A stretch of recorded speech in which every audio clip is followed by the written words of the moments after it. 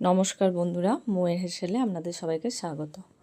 আজকের রেসিপি লাউ পাতায় মসুর ডাল দিয়ে বড়ার মতো ভাজা, যেটা গরম ভাতে অসাধারণ লাগে। অবশ্যই বানাবেন কিন্তু। তো প্রথমে আমি মসুর ডাল ভিজিয়ে রেখেছি। তারপর জলটাকে ঝরিয়ে একটা মিক্সিং জারে ডালটা নিয়েছি। তার মধ্যে লবণ, দুটো কাঁচা লঙ্কা আর রসুন নিয়েছি। তারপর এটাকে একটা সুন্দর পেস্ট বানিয়েছি। এবার ওই পেস্টটার মধ্যে হলুদ দিয়েছি, কাশ্মীরি লঙ্কার গুঁড়ো দিয়েছি, কালো জিরে দিয়েছি, তারপর লঙ্কা কুচি দিয়েছি বেশ কিছুটা, পেঁয়াজ কুচি দিয়েছি ছোট্ট ছোট্ট করে কেটে। ঝালটা যেরকম খাবেন সেরকম দেবেন, যেহেতু আগে বাটার সাথে দুটো লঙ্কা বাটা আছে।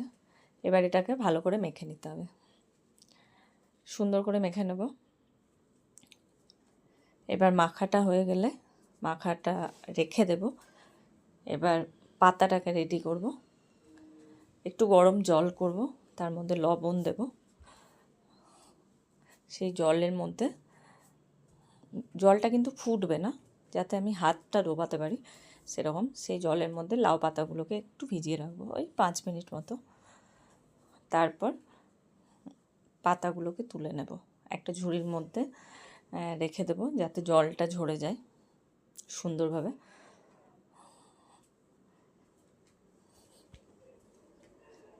5 মিনিট হয়ে গেছে। এবার পাতাগুলোকে জল ঝরিয়ে নেব।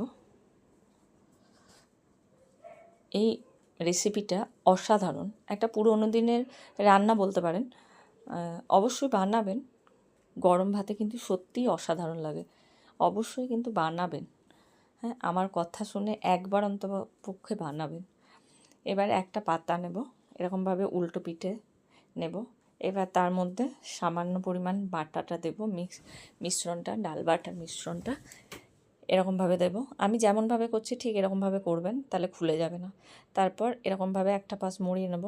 তারপর এটা যে পাতাটা খুলে যাচ্ছে, এটা এর মধ্যে আবার একটু ডাল দিয়ে দেব। তারপর এই সাইড থেকে আবার একটা পাতা দেব, যাতে ডাল বাটার সাথে এটা চিপকে যায়।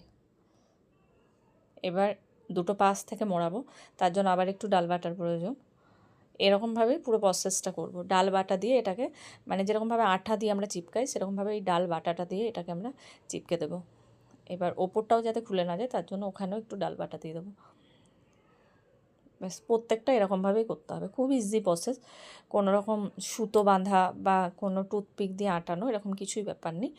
কারণ এরকমভাবে করার উদ্দেশ্য হচ্ছে একটাই, যেটা হচ্ছে যখন আমি রেসিপিটা তৈরি হয়ে যাবে তখন যাতে পুরোটাই খাওয়া যায়, কোনো যাতে অসুবিধে না হয়। এবার একটা ফ্রাইং প্যানে সর্ষের তেল দিয়েছি। সর্ষের তেলে স্বাদটা আসবে সুন্দরভাবে। তো তারপর যেগুলো আমি তৈরি করে রেখেছিলাম এগুলোকে আমি দিয়ে দিয়েছি। এবার 2 থেকে 3 মিনিট মতো এটাকে আমি ঢেকে দিয়েছি। তারপর একবার মাঝে খুলে দেখে নিয়েছি, যাতে একটা পিঠ পুড়ে না যায়। অবশ্যই সেটা খেয়াল রাখতে হবে, পুড়ে গেলে কোনো জিনিসই খেতে ভালো লাগে না, সে যতই সুস্বাদু রান্না হোক। এবার আর একটা পিঠ উল্টে দেব।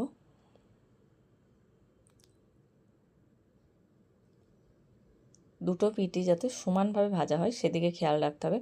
আর অবশ্যই এটা মিডিয়াম টু লো ফ্লেমে ভাজতে হবে, একদম হাই ফ্লেমে ভাজলে হবে না।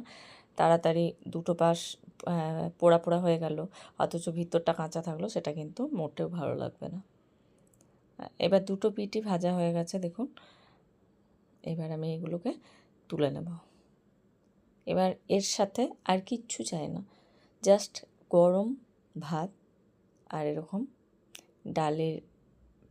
ডাল পাতার বড়া বা ডাল দিয়ে লাউ পাতার বড়া বলতে পারেন।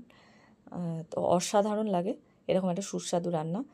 অবশ্যই ট্রাই করবেন এবং কেমন লাগলো অবশ্যই জানাবেন।